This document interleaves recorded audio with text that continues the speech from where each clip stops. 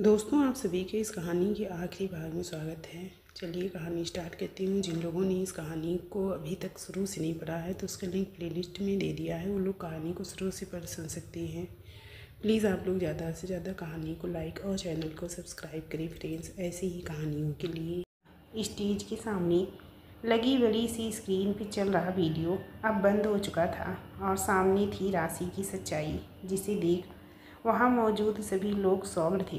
Single family के सभी सदस्यों के शरीर से जैसे खून निचोड़ लिया गया हो, वैसे बेसुध बुद्ध बने खड़े थे। राशि की सच्चाई को सभी ने अंदर तक झंझोर दिया था। कोई कुछ समझ नहीं पा रहा था कि क्या क्या जो थोड़ी देर पहले उनकी आंखों ने देखा वो सच था या उनकी आंखों का धोखा। कुछ चुनिंदा लोग जो पार्टी में बचे थे वो भी आपस में खुसर खुसर करते हुए पार्टी में से एक एक कर निकल रहे थे। उन लोगों के जाते ही राशि अपने धीमे धीमे कदमों के साथ विवान की तरफ बढ़ी और विवान की शर्ट को कॉलर से पकड़ते हुए कहा, धोखेबाज विवान, तुमने मुझे धोखा दिया। मेरी वीडियो बनाकर सबके सामने मुझे यूँ एक्सपोज किया। तुम्हें तो मैं छोड़ूंगी नहीं, मार दूंगी तुम्हें अभी इसी वक्त। कहते हुए राशि ने चिल्लाते हुए गुस्से में विवान की शर्ट को पकड़ लिया तो अभिजीत जी ने आकर राशि के कंधे को पकड़ उसे अपनी तरफ घुमाया और जोरदार तमाचा राशि की गाल पर जड़ दिया, जिसकी गूंज पूरे सिंघल मेंशन में गूंजी। राशि कुछ कहती उससे पहले ही अभिजीत जी ने राशि के दूसरे गाल पर भी जोरदार तमाचा जड़ दिया और चिल्लाते हुए कहा, शर्म आ रही है मुझे अपने आप पर आज ये कहते हुए कि तुम मेरी बेटी हो। अच्छा होता अगर ये सब करने से पहले तुम मर जाती तो आज मुझे सभी के सामने यूँ शर्मिंदा तो नहीं होना पड़ता। नहीं जानता था कि मेरी बेटी एक सातिर क्रिमिनल है। कहते हुए अभिजीत जी ने राशि की गाल पर फिर से एक जोरदार तमाचा जड़ दिया। अभिजीत जी आगे कुछ कहते इससे पहले ही विवान ने कहा, क्या चाहती थी आप राशि दी? यही ना कि आपकी सच्चाई जानने के बाद भी चुप बैठता और आपका साथ देता, जिससे आप आज शाम रुद्राज को भी गोली मार उसे मौत के घाट उतार देती अपने हायर किए गए सात शूटर द्वारा, जो अभी इस वक्त मेरे कब्जे में है। विवान की बात सुनकर सभी की आंखें हैरानी से फैल गई। रूपाली जी जो कुछ दूरी पे खड़ी रो रही थी, उन्होंने आकर जोरदार तमाचा राशि के गाल पे चढ़ा और कहा, तुम्हें शर्म नहीं आई? अपने ही छोटे भाई की हत्या की साजिश रचते हुए राशि क्यों अपने ही भाई की जान की दुश्मन बनी बैठी हो? दौलत की लालच में इतनी अंधी हो गई कि अपने ही भाई की ज़िंदगी के साथ इतना बड़ा खिलवाड़ कर दिया। तुम्हारी वजह से रुद्र ने अपनी ज़िंदगी के इतने साल उस फरेबी मिमी की याद में रो रो कर बिताए। अपनी ज़िंदगी को नर्क बना दिया था मिहिका की मौत के बाद मेरे रुद्र ने, और आज भी उसकी यही हालत होती अगर आराध्या उसकी ज़िंदगी में ना आती। तुम्हारी जैसी बहन होने से अच्छा होता तो बहन का ना होना। मुझे तो यकीन ही नहीं होता कि तुम किसी को इतनी बेरहमी से मार सकती हो। कातिल हो तुम उस मिमी की जिसे तुमने मिहिका बना मेरे रुद्र की ज़िंदगी को बर्बाद किया। आर्यन ने आगे आते हुए कहा, सचमुच राशि दी, आज आपको अपनी बहन कहते हुए भी मुझे शर्म आ रही है। मैं सोच भी नहीं सकता था कि आप इतनी बड़ी साजिश रच सकती हैं। आप एक मर्डरर हैं। आपको आपके किए की सज़ा ज़रूर मिलेगी। हाँ हाँ हाँ हूँ मैं खूनी। मारा है मैंने उस मिमी को जिसे मैं रुद्राज की ज़िंदगी में उसकी पत्नी मिहिका बनाकर लेकर आई थी, और मुझे अपनी किए का कोई अफसोस नहीं है और ना ही कभी होगा, क्योंकि मुझे इस रुद्राज की ज़िंदगी बर्बाद करनी थी जो मेरे और चेयरमैन की कुर्सी के बीच कांटा बना हुआ था। राशि ने रुद्राज की तरफ उंगली से इशारा करते हुए गुस्से में कहा, जो अपनी ही बहन की इतनी घिनौनी सच्चाई जानने के बाद कुर्सी पर बेसुध होकर अभी भी बैठा हुआ था और आराध्या उसके पास खड़ी उसे संभाल रही थी।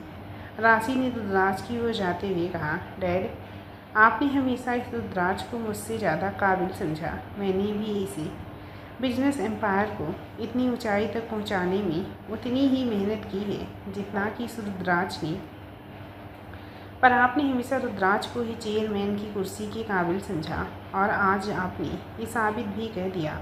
रुद्राज को चेयरमैन बनाने की अनाउंसमेंट सभी के सामने करके मुझे हमेशा से ही ये अंदेशा था कि ये रुद्राज आगे चलकर मेरे रास्ते का कांटा जरूर बनेगा। बस इसीलिए इसे अपने रास्ते से हटाना चाहती थी किसी भी कीमत पर। तो क्या गलत किया मैंने, बताइए आप सभी, क्या गलत किया मैंने? अगर आज इस विमान ने चालाकी नहीं की होती तो मेरा शार्प शूटर रुद्राज को मार चुका होता। राशि ने रुद्राज के पास खड़ी आराध्या के इर्द गिर्द घूमते हुए कहा। सब कुछ अच्छा चल रहा था। मिहिका की मौत के बाद रुद्राज पूरी तरीके से टूट कर बिखर चुका था। उसे बाहरी दुनिया से भी दूरी बना ली थी। खुद को अपने कमरे के भीतर मिहिका की यादों के साथ कैद कर लिया था। मुझे लगा था कि अब चेयरमैन की कुर्सी मेरी है, पर इस आराध्या ने आकर पूरा खेल ही बिगाड़ दिया। मेरी सभी योजनाओं पर पानी फेर दिया। आराध्या आकर रुद्र को नम गम के अंधेरों से बाहर निकाली, खुशियों की उजालों की ओर लेकर गई। रुद्राज के दिल में फिर से प्यार की रोशनी जलाई। रुद्राज का नाता फिर से बाहरी दुनिया से जुड़ा। आराध्या के करीब रहने की चाहत ने रुद्राज को फिर से कंपनी के काम काज संभालने पर मजबूर कर दिया। आराध्या की चाहत को दिल में सजो रुद्राज धीरे धीरे मिहिका को दिल से निकाल चुका था। मेरे रास्ते का सबसे बड़ा कांटा अब आराध्या बन चुकी थी। मैंने इसे रास्ते से हटाने की भी कोशिश की, पर ये बच गई, पर आज नहीं बच पाएगी। कहते हुए राशि ने एकाएक पास रखी टेबल पर पड़ी फ्रूट बाउल में से चाकू उठाया और आराध्या को अपनी ओर खींचा और उसकी गर्दन पर चाकू रख दिया। नहीं, आप आराध्या को कुछ नहीं करेंगी। अगर आराध्या को खरोच भी आई तो आप मेरी जान लें या ना लें, पर आज आपकी जान जरूर ले लूँगा। राशि दी आराध्या को नुकसान पहुँचाता देख अब तक अपने साथ हुए इतने बड़े षड्यंत्र के खुलासे से प्राण विहीन हो चुके रुद्र के शरीर में जैसे प्राण दोबारा लौट आए। राशि आराध्या के गर्दन पर चाकू लगाए खड़ी थी, पर आराध्या की आंखों में डर बिल्कुल नहीं था, क्योंकि उसे भरोसा था अपने रुद्राज पर कि वो उसे कुछ नहीं होने देगा। पर राशि की इस हरकत से सभी सहमे हुए थे। रुद्राज के कदम राशि की ओर बढ़ रहे थे तो राशि के हाथ में पकड़ा हुआ चाकू आराध्या के गर्दन पर कस रहा था। रुद्राज ने आगे बढ़ राशि की निगाहों में एक नज़र देखते हुए आराध्या की गर्दन पर पकड़े हुए चाकू की ओर देखा और राशि का हाथ डर से कांपने लगा। रुद्राज ने हाथ बढ़ा चाकू को एक ही झटके में राशि से छीन कर फेंक दिया और आराध्या को अपनी तरफ खींच उसे पीछे कर दिया। रुद्राज ने राशि की आंखों में आंखें डालकर कहा, आपने एक बार, सिर्फ एक बार मुझसे कहकर देखा होता राशि दी, आपको चेयरमैन की कुर्सी चाहिए, तो मैं खुद ब खुद पीछे हट जाता, बल्कि डैड से कहता कि वो सब कुछ आपके नाम कर दी, क्योंकि मेरे लिए चेयरमैन की कुर्सी नहीं बल्कि मेरी बहन महत्वपूर्ण है। आप इम्पॉर्टेंट थी मेरे लिए राशि दी, कंपनी की पावर नहीं। कितना यकीन करता था मैं आप पर राशि दी। मॉम और डैड की बात अनसुनी कर देता था, बट आपकी कभी नहीं। बचपन से लेकर आज तक आपको अपनी बहन ही नहीं बल्कि अपनी अच्छी दोस्त समझता था। कोई अगर मुझसे बिना सबूतों के आकर मुझसे कहता कि आपने ये सब कुछ किया है तो मैं उसकी बात पर कभी यकीन नहीं करता, पर अपनी आंखों देखी को चाहते हुए भी झुठला नहीं सकता। आखिर क्यों किया आपने मेरी ज़िंदगी के साथ इतना बड़ा खिलवाड़? क्यों बुना इतनी साजिश अपने ही भाई के खिलाफ? क्यों मिमी को मिहिका बना, मेरी भावनाओं का मजाक बनाया? क्यों मेरी ज़िंदगी के इतने साल मुझे गम के साए में बिताने के लिए मजबूर कर दिया? क्यों मेरी पूरी ज़िंदगी कोई खेल बनाकर उसके साथ खिलवाड़ करती रही? मेरी ज़िंदगी का इतना बड़ा तमाशा क्यों बनाया आपने? अपने ही सगे भाई के साथ ये सब कहते हुए आपकी आत्मा ने आपको नहीं धिक्कारा? शायद नहीं, क्योंकि आपकी तो आत्मा ही मर चुकी है। खैर मैं आपको अपने साथ की गई इतनी बड़ी साजिश के लिए तो कभी माफ़ी भी दे दूँ, पर किसी की जान बेरहमी से लेने के लिए आपको कभी माफ़ नहीं करूँगा, और ना ही कानून आपको माफ़ करेगा। आप अपनी लालच में इतनी अंधी हो गई कि आप खूनी भी बन गई। मुझे कोई फ़र्क नहीं पड़ता रुद्राज, तुम्हारी इन बातों से मुझे अपने किए का कोई पछतावा नहीं। उस मिमी ने मेरे साथ चालाकी करने की कोशिश की थी तो उसे उसकी सज़ा तो मिलनी ही थी, और अगर उसकी मौत से मुझे अपना मकसद हासिल होता तो मुझे खूनी बनने से भी एतराज़ नहीं था। राशि ने गुस्से में आग बबूला होकर कहा। विमान रुद्र के पास आया और उसके कंधे पे हाथ रख कर कहा, रुद्र अब राशि दी से बात कर, उनके साथ हमदर्दी दिखाने का कोई फ़ायदा नहीं। इन्हें इनकी की सज़ा अब कानून देगा। इनका ये वीडियो में किया गया कबूलनामा और ये मिमी नाम की फ़ाइल जिसमें इनकी की का कच्चा चिट्ठा है, यही सबूत का काम करेगा और इन्हें इनके की सज़ा दिलाएगा, विवान ने कहा और मिमी नाम की फ़ाइल सभी के सामने रख दी। विवान, तुम्हें तो मैं छोड़ूंगी नहीं, तुमने मुझे बर्बाद कर दिया है, राशि ने कहा। विवान ने मुस्कुराते हुए कहा, आप मेरे सामने अपने गुनाह का कबूलनामा कर रही थी, पर ये भूल गई कि आपकी कही गई सभी बातें वहाँ खुफिया तरीके से रखे कैमरे में कैद हो रही थी, जो मैंने पहले से रख दिया था, क्योंकि मैं जान चुका था कि आप मेरा पीछा कर रही हैं। जब मैं घर से निकला तो मेरे ठीक पीछे आप भी अपनी कार से ऑफिस के लिए निकल चुकी थी और मैं जानता था कि आप वहाँ ज़रूर आएंगी और मेरे बिछाए जालों में ज़रूर फंसेंगी, और वही हुआ। आप मेरी और रुद्राज की बचकानी दुश्मनी का फ़ायदा उठा मुझे अपने साथ मिला रुद्राज की ज़िंदगी बर्बाद करना चाहती थी, पर आप ये बात भूल गई कि दूसरों की ज़िंदगी में कांटे बोने से खुद की ज़िंदगी फूलों से नहीं खिलती। विवान की बात सुन राशि गुस्से में दांत पीसती रह गई। सच को एक दिन सामने आना था और आज देखिए आखिरकार वो आ ही गया। पर ये सच मेरे पूरे परिवार को दुख और दर्द के अलावा कुछ नहीं देने वाला। रुद्र ने अपने डैड और मॉम की ओर देखा, जिनकी आंखों में दर्द के आंसू थे।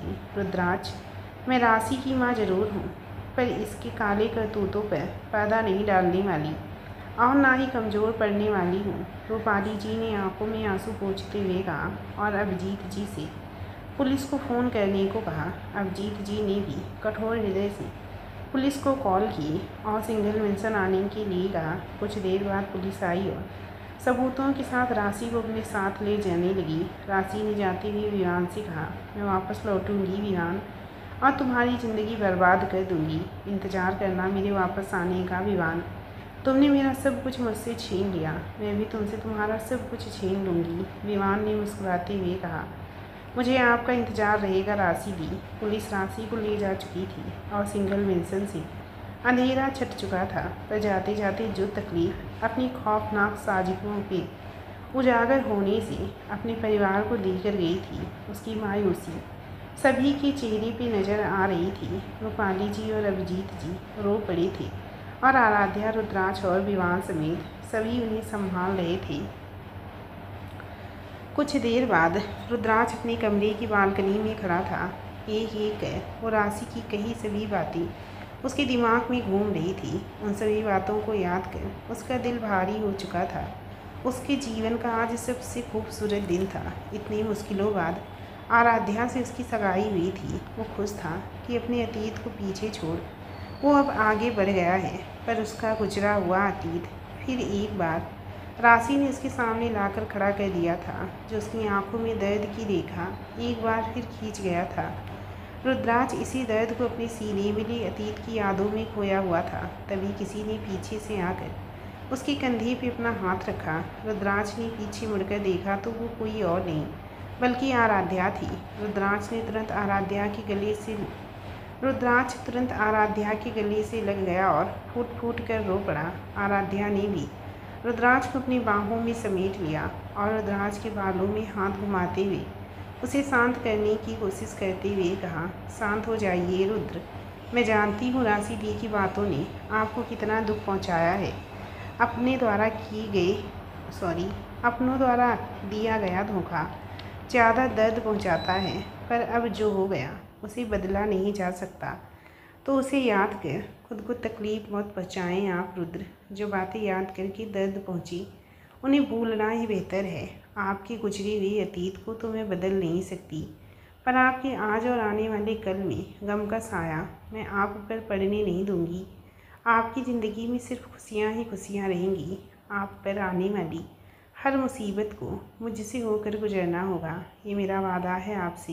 प्रॉमिस करो आराध्या, तुम मुझसे कभी दूर नहीं जाओगी, हमेशा यूं ही हर घड़ी मेरा साथ निभाओगी। रुद्राज ने आराध्या का चेहरा अपने हाथों में बहते हुए उसकी आंखों में देखते हुए कहा। आराध्या ने भी दोनों हाथ रुद्राज के चेहरे की तरफ बढ़ाते हुए उसका चेहरा अपने दोनों हाथों में बहते हुए कहा, आपसे दूर जाने के बारे में मैं सोच भी नहीं सकती रुद्र, आपका हाथ मैंने बीच सफ़र में आपका साथ छोड़ने के लिए नहीं बल्कि जीवन के अंतिम क्षण तक आपका साथ निभाने के लिए थामा है। मेरी चाहत सिर्फ आप हैं, मेरी चाहत सिर्फ आपसे है रुद्र। रुद्राक्ष ने आराध्या के माथे को अपने होठों से चूमा और कहा, और मेरी चाहत सिर्फ तुमसे। 2 दिन बाद बीते दिनों की बुरी यादें भुलाकर आज आराध्या और रुद्राक्ष की मेहंदी और संगीत के लिए पूरे सिंगल मेंशन को शानदार तरीके से डेकोरेट किया गया था।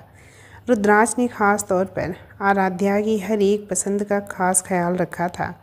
हर एक चीज़ आराध्या की पसंद के हिसाब से था। डेकोरेशन में इस्तेमाल होने वाले फूलों से लेकर आराध्या के लहंगे तक सब खास था। रुद्राक्ष अपनी शादी के फंक्शन की हर एक चीज़ को अपने और आराध्या के साथ यादगार बनाना चाहता था। संगीत और मेहंदी के फंक्शन का निमंत्रण शहर के नामी गिरामी लोगों को मिला था और वो सभी वहाँ उपस्थित थे। सिंगल मेंशन के विशाल और शानदार गार्डन में ये सभी रस्में अदा हो रही थी। गार्डन में मौजूद डीजे पर रोमांटिक खुशनुमा गाने बज रहे थे जिस पर लोग झूम गा रहे थे।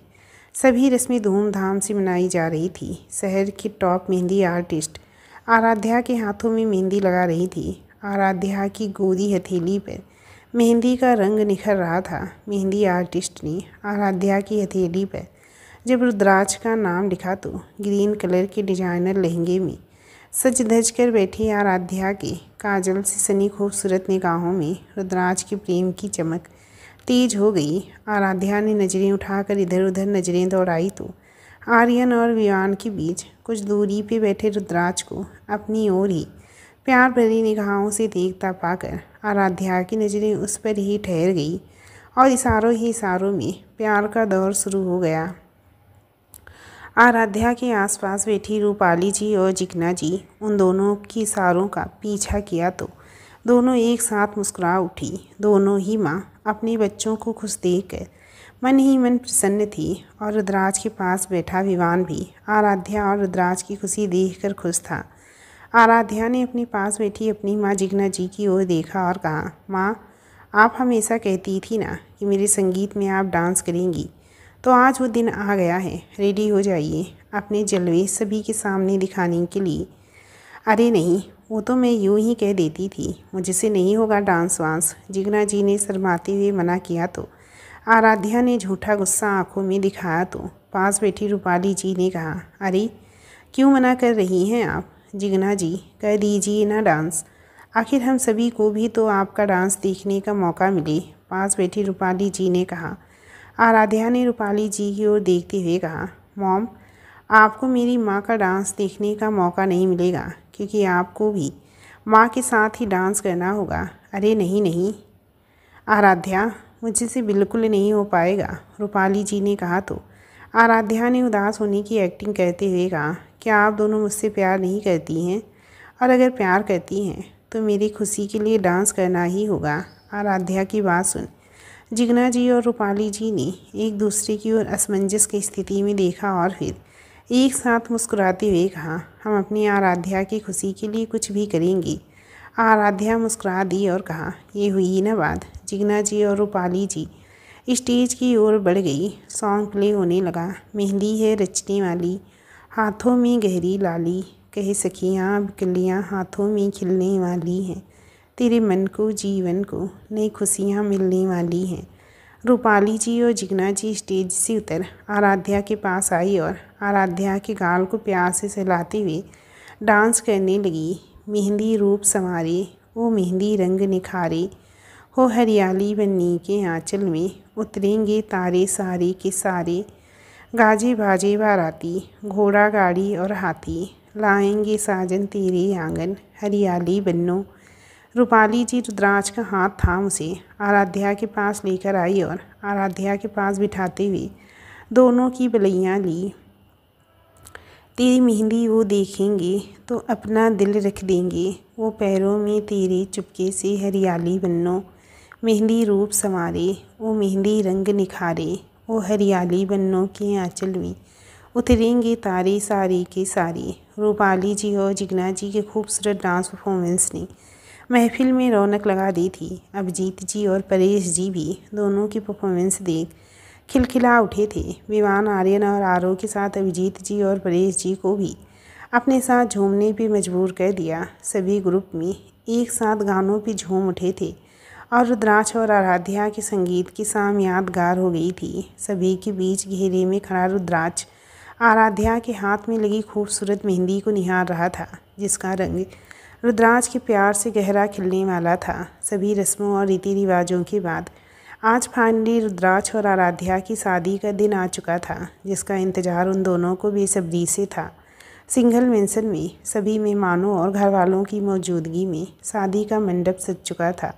सिंगल मेंशन अपनी पूरी भव्यता और सुंदरता लिए दमक रहा था। पंडित जी मंत्र उच्चारण कर रहे थे और उनके सामने लाइट पिंक कलर की डिजाइनर शेरवानी और पिंक कलर की पगड़ी पहने रुद्राक्ष दूल्हे के रूप में सज धज कर बैठा अपनी दुल्हन का इंतजार कर रहा था। ज्यों ही पंडित जी ने दुल्हन को मंडप में बुलाने को कहा, जिगना जी और कुछ लड़कियां आराध्या को दुल्हन के रूप में सजाकर सीढ़ियों से होते हुए नीचे की ओर ले आने लगी तो सामने सीढ़ियों से आती आराध्या की खूबसूरती को देख रुद्राक्ष की मानो होश ही उड़ गए। लाइट पिंक डिजाइनर लहंगे चोली में सजी आराध्या का रूप दिलकश लग रहा था, जो किसी का भी मन मोह ले। एक पल के लिए विवान की नजरें भी आराध्या के चेहरे में उलझ कर रह गई, पर अगले ही पल उसने कुछ सोच तुरंत नजरें हटा ली। अपने आहिस्ता आहिस्ता कदमों को बढ़ाते हुए आराध्या अपने होने वाले दूल्हे रुद्राक्ष की तरफ बढ़ रही थी। वहीं रुद्राक्ष की धड़कनें तेजी से हिलोरे ले रही थी। रुद्राक्ष ने आराध्या के चेहरे में नजरें उलझा मन ही मन कहा, उसकी चेहरे की चमक के सामने आज सादा लगा आसमां पे चांद पूरा था, मगर आज आधा लगा। आराध्या और रुद्राक्ष शादी के मंडप में थे। मंत्रोच्चारण के साथ फेरी शुरू हुई। रुद्राक्ष अपनी आराध्या का नाजुक हाथ अपने मजबूत हाथों में थामे अग्नि के समक्ष आराध्या के साथ फेरे लेते हुए उसके साथ जन्म जन्मांतर का बंधन जोड़ रहा था। फेरों के बाद वो क्षण भी आया जब रुद्राक्ष ने आराध्या के गले में अपने नाम का मंगलसूत्र प्रेम से पहनाया और आराध्या की सोनी मांग में अपने नाम का सिंदूर भरा और उसे पवित्र अग्नि के समक्ष अपनी पत्नी बना लिया। और आराध्या ने रुद्राक्ष को पति के रूप में पाया। जिस खूबसूरत पल में आराध्या की आंखें खुशी से डबडबा गई थी। रुद्राक्ष और आराध्या ने एक साथ अपने परिवारजनों का आशीर्वाद लिया और अपने शादीशुदा मंगलमय जीवन में प्रवेश किया। कुछ समय बाद विवान और आर्यन, जो जानबूझकर रुद्राक्ष को चिढ़ाकर परेशान करते हुए उसे कमरे में जाने नहीं दे रहे थे, उनसे पीछा छुड़ाकर रुद्राक्ष जब अपने कमरे में पहुंचा तो कमरे की सजावट और चारों ओर लगी गुलाबों की भीनी भीनी महक ने उसका मन मोह लिया। जिस कमरे में वो रोज़ बेबाकी से आता जाता था, आज उसी कमरे में कदम रखते हुए धड़कनें ऊपर नीचे हो रही थी। आहिस्ता कदमों के साथ रुद्राक्ष अपने बेड की तरफ बढ़ रहा था। उसकी नज़रें चाहते हुए भी ना जाने क्यों ऊपर नहीं उठ पा रही थी। आराध्या से तो हमेशा से ही मिलता हूँ, तो फिर आज ये घबराहट क्यों, सोचते हुए रुद्राक्ष बेड के समीप पहुँचा और अपनी नज़रें उठाई तो खुद को मुस्कुराने से रोक नहीं पाया, क्योंकि आराध्या बेफिक्री से बेड पर दुल्हन के लिबास में सो रही थी, जिससे उसके आधे चेहरे को उसके झीने दुपट्टे ने ढक रखा था। रुद्राक्ष आराध्या के समीप ही बेड पे बैठ गया और मुस्कुराते हुए कहा, मेरा चैन चुरा कर मिसेस रुद्राक्ष सिंगल आराम से सो रही थी। रुद्राक्ष मुस्कुराते हुए कुछ सोच ही रहा था, तभी बालकनी में से आती हुई ठंडी हवा के झोंके से आराध्या के चेहरे से झीनी ओढ़नी को हटा दिया, जिससे रुद्राक्ष की नज़रें आराध्या के सोते हुए मासूमियत भरे चेहरे पे ठहरने के लिए विवश हो गई। रुद्राक्ष खुद को उसकी ओर बढ़ने से रोक नहीं पाया। दिल में धड़कते हुए कई एहसासों से घिरा रुद्राक्ष आराध्या के चेहरे की ओर झुका और अपनी नई नवीली दुल्हन को जी भर कर निहारने लगा। रुद्राक्ष की नज़र आराध्या की गुलाब की पंखुड़ी के समान मुलायम और गुलाबी होठों पे ठहर गई, जिन पर नाक में पहनी हुई बड़ी सी नथ लटक रही थी। रुद्राक्ष ने आराध्या के होठों को छूना चाहा, पर कहीं आराध्या की नींद में खलल ना पड़ी, ये सोचकर खुद को रोक लिया। पर नींद में कहीं नथ की वजह से आराध्या को चोट न पहुंच जाए, ये सोचकर रुद्राक्ष ने नथ को नाक से निकालने के लिए धीमे से हाथ नथ की तरफ बढ़ाया कि आराध्या ने कसकर धीरे से आंखें खोली और उठकर बेड पर बैठ गई, जिससे रुद्राक्ष भी झट से एक तरफ हो गया और दूसरी तरफ नजरें कर ली। इंतज़ार करते करते ना जाने कब आँख लग गई, पता ही नहीं चला। वैसे आप कब आए रुद्र? आराध्या ने कहा। वो बस कुछ देर पहले ही आया। तुम सो रही थी तो उठाना ठीक नहीं समझा। रुद्राक्ष ने आराध्या के चेहरे पर नजरें टिकाए हुए कहा। मैं अभी चेंज करके आती हूँ, कहते हुए आराध्या ने नथ को निकालने की कोशिश की जो उसे असहज कर रही थी। लाओ, मैं निकाल देता हूँ तुम्हारी ये नथ, कहते हुए रुद्राक्ष ने अपने हाथों को आराध्या के चेहरे की तरफ बढ़ाया और नथ को निकालते हुए आराध्या की शर्म से लाल होते गालों को देख मुस्कुरा उठा। रुद्राक्ष ने नथ निकाल कर एक ओर रखी और आराध्या की सिर से ओढ़नी हटा उसके गले में पहने नेकलेस को निकालने लगा तो रुद्राक्ष के हाथों की छुअन से आराध्या खुद में ही सिमट गई, जिसे रुद्राक्ष ने भी महसूस किया।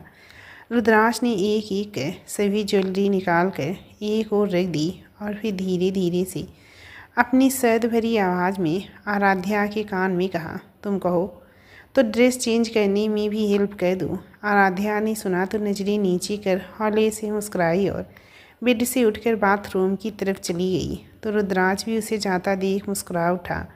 आराध्या रेड कलर की पतली नायलॉन साड़ी पहनकर बाथरूम से बाहर आई और बेड पर देखा, पर वहाँ रुद्राक्ष को ना पाकर कमरे में चारों तरफ नजरें घुमाई, पर वहाँ रुद्राक्ष कहीं नहीं था। तो आराध्या जल्दी से बालकनी की तरफ गई। आराध्या बालकनी में पहुंची तो दीवार से सटकर एक ओर चुप कर खड़े रुद्राक्ष ने पीछे से दोनों हाथ आराध्या की कमर में डाल उसे अपनी पकड़ में कस लिया। आराध्या कुछ सकुचाई। रुद्राक्ष का इस तरह छूना उसके पूरे बदन में झंझनाहट पैदा कर गया था। रुद्राक्ष ने आराध्या की कमर पर अपनी पकड़ कसते हुए आराध्या के कंधे पे अपने होंठ रख दिए और हल्की से चूम लिया। इस एहसास को महसूस कर आराध्या ने एकाएक अपनी आंखें मींच ली। रुद्राक्ष ने आराध्या की कमर से अपना हाथ हटाते हुए आराध्या के कंधे पर अपना हाथ रखा और एक हाथ से आराध्या के बालों को आगे की तरफ किया और आराध्या की गोरी पीठ पर अपने होंठ रख दिए तो आराध्या ने कसमसाते हुए धीरे से रुद्राक्ष को कोहनी से धक्का दिया और कमरे के अंदर भाग गई। आराध्या के ऊपर नीचे होती सांसों के साथ कुछ पल बाद पीछे मुड़कर देखा तो रुद्राक्ष उसे कुछ दूरी पर उसके लिए बाहें फैलाए खड़ा था और उसकी ओर चाहत भरी निगाहों से देख रहा था। आराध्या से रहा नहीं गया और वो भागकर रुद्राक्ष के सीने से लग गई। रुद्राक्ष ने भी उसे अपनी मजबूत बाहों में समेट लिया। रुद्राक्ष आराध्या को अपनी बाहों में उठा बेड की तरफ बढ़ गया। आराध्या को बेड पर लिटाकर आराध्या के करीब आया और आराध्या के गर्दन पर अपने होठों को रख अपने प्यार की छाप छोड़ने लगा। रुद्राक्ष ने आराध्या के चेहरे की तरफ प्यार भरी निगाह डाली और आराध्या के होठों पे उंगली घुमाते हुए उसके गुलाबी होठों पे अपने होठ रख दिए तो आराध्या ने आंखें मूंद ली। कुछ देर बाद रुद्राक्ष ने आराध्या के होठों पर से अपने होठों को हटा आराध्या की आंखों में झांकते हुए अपनी सर्द आवाज़ में कहा, हमें सीने से लगाकर हमारी सारी कसक दूर कर दो ना, हम सिर्फ तुम्हारे हो जाएं, हमें इतना मजबूर कर दो ना। आराध्या ने रुद्राक्ष की बात सुन उसकी आंखों में झांकती हुई उसे अपने दिल के आगोश में समेट लिया तो रुद्राक्ष का हाथ आराध्या के ब्लाउज के पीछे की डोरी की तरफ बढ़ गए। चांदनी रात बीत चुकी थी और सुबह की सूरज की हल्की किरणें बालकनी से होते हुए कमरे पे बेड पर लेटी आराध्या के चेहरे की बेड पर लेटी आराध्या के चेहरे को चमका दे रही थी, जो रुद्राक्ष की मजबूत बाहों में सिमटी हुई उसके सीने में चैन की नींद सो रही थी। दोनों के चेहरे पे सुकून पसरा हुआ था। ये सुकून दोनों की चाहत का था जो पूरा हो चुका था। आराध्या और रुद्राक्ष के मिलन के बाद ये कहानी यहीं पे समाप्त होती है। उम्मीद करती हूँ आपको इस कहानी की हैप्पी एंडिंग पसंद आई होगी। पसंद आई हो तो प्लीज़ फ्रेंड्स आप लोग हमें फॉलो कर लें ऐसी ही प्यारी प्यारी कहानियों को सुनने के लिए। दोस्तों, अगर आप लोगों ने अभी तक इस कहानी का पहला चैप्टर नहीं पढ़ा है तो लिंक मैंने कमेंट बॉक्स में पिन कर दिया है, आप लोग प्लीज़ चेक ज़रूर कर लेना। अच्छी कहानी है, आप लोगों को पसंद ज़रूर आएगी। तो प्लीज़ जाके चेक करिए और कहानी का आनंद लीजिए आप लोग।